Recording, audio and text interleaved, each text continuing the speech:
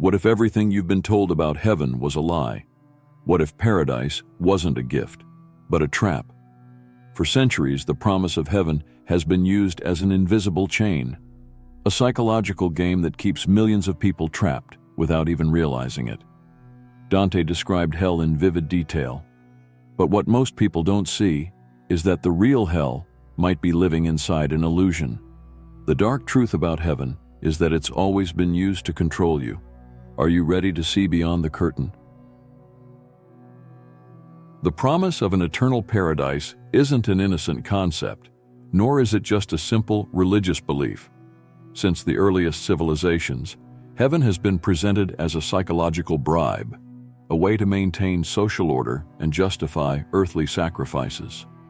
The ancient Egyptians, for example, shaped their entire lives around a post-mortem judgment, where only those who obeyed the priest's rules could achieve eternal life.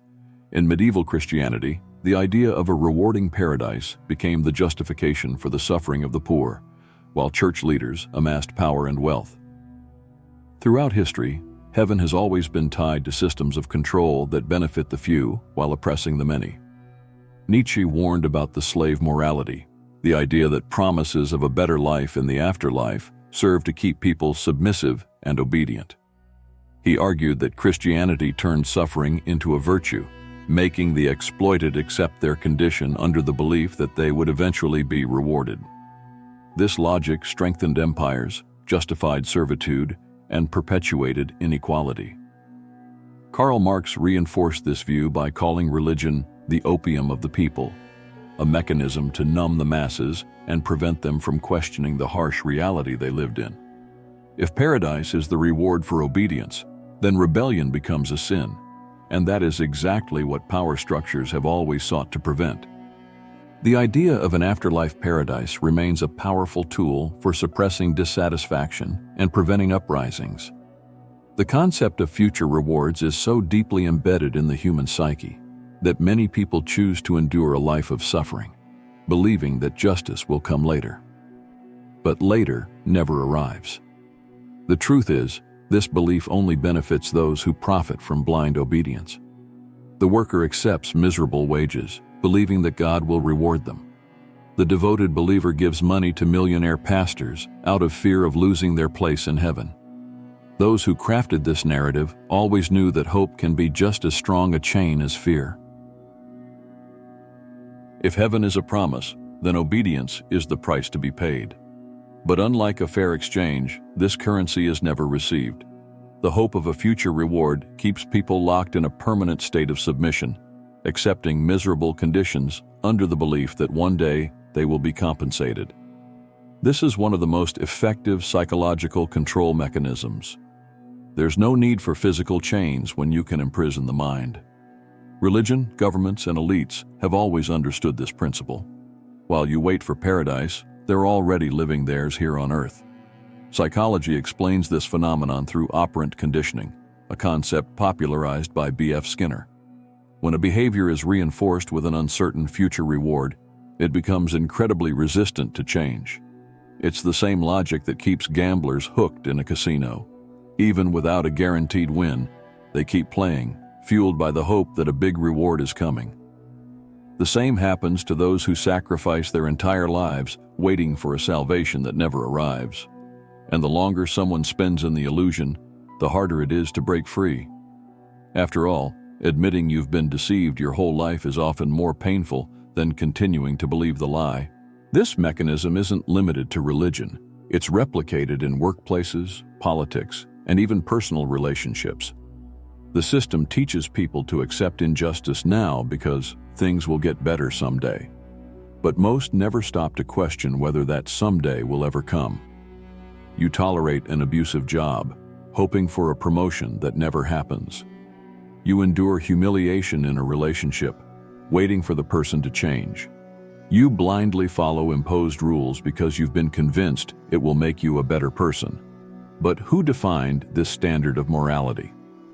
The truth is, while you wait, those who created this narrative are living without restrictions, without sacrifices, and without fear.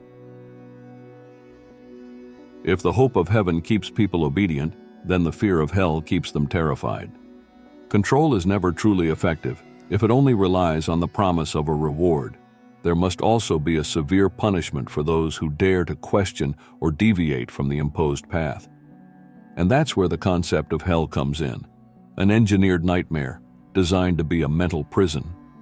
The fear of damnation shapes morality, decision-making, and even the identity of millions. It is an invisible system of coercion, but brutally effective. Psychology explains that fear is one of the most powerful emotions in shaping human behavior. The concept of negativity bias, studied by researchers like Paul Rosen and Roy Baumeister, shows that people are far more influenced by the fear of losing something than by the possibility of gaining something. The fear of hell operates in exactly this way. It is easier to keep someone submissive when they believe that questioning the system will lead to eternal damnation. Danish philosopher Søren Kierkegaard called this feeling the anxiety of sin, the constant fear of being unworthy, of making a mistake, of being condemned. This psychological cycle traps people in anxiety and insecurity, keeping them dependent on an external authority to guide them. But this fear isn't just religious. It extends to every aspect of life. The fear of social exclusion forces people to conform. The fear of judgment leads to obedience without question.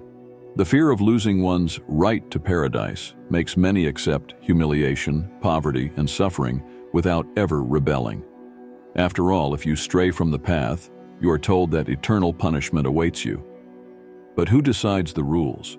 Who has the power to determine who is worthy and who isn't? The same people who impose this fear, ironically, never seem too concerned about their own damnation. While they preach obedience and sacrifice, they live without restrictions, because they know that hell isn't real, but its power as a tool of control is undeniable.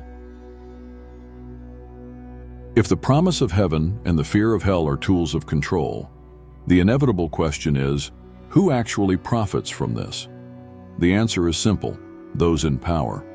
Religious institutions, political leaders, and elites have always understood that a resigned population is far easier to control than a questioning one.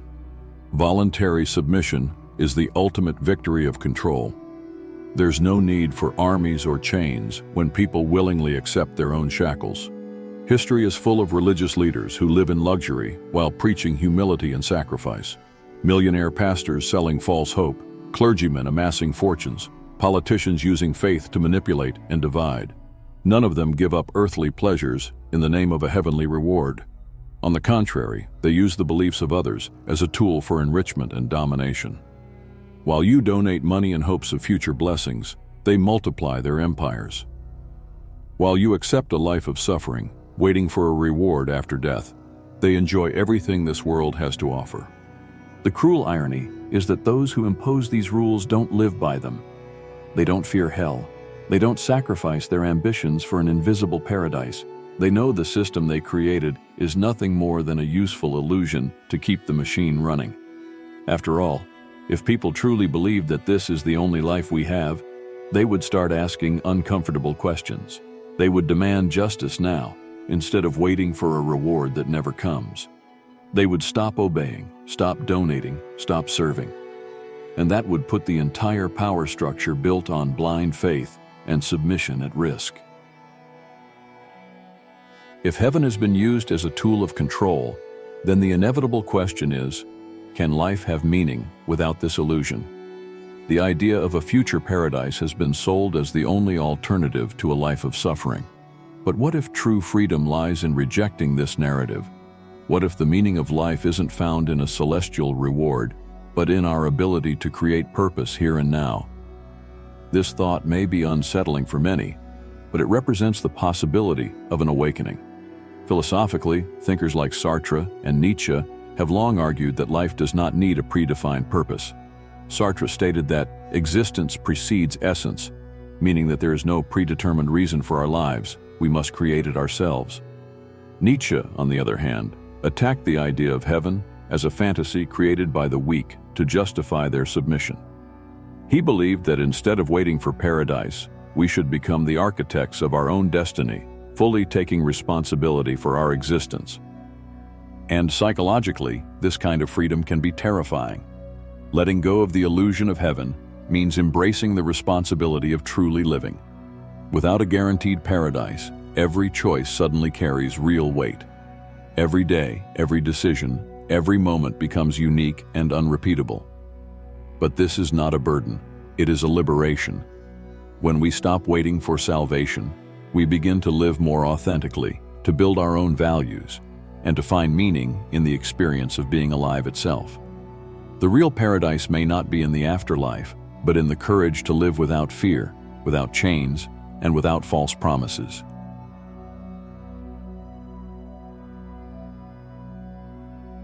What if, instead of waiting for an empty promise, you decided to create your own paradise? How would your life change if, starting today, you rejected the idea that you must suffer now to be rewarded later? This is the question that few dare to ask, because the answer can be uncomfortable. You've always had the key to your freedom, but you were taught never to use it. When you realize that there is no guaranteed prize at the end, every moment of your life becomes far more valuable. The time you spend waiting for a better future could be used to build a more fulfilling reality right now. Submission based on the hope of a future reward loses all meaning when you understand that the only certainty we have is the present. So, what will you do with it?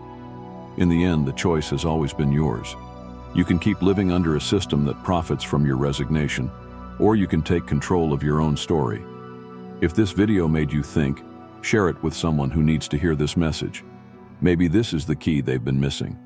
Not just to free themselves, but to free many others still trapped in this illusion. If this content sparked a valuable reflection for you, leave a like. This helps YouTube recommend this video to more people. Subscribe to the channel and turn on notifications so you don't miss the next videos. Thank you for being here, and see you next time.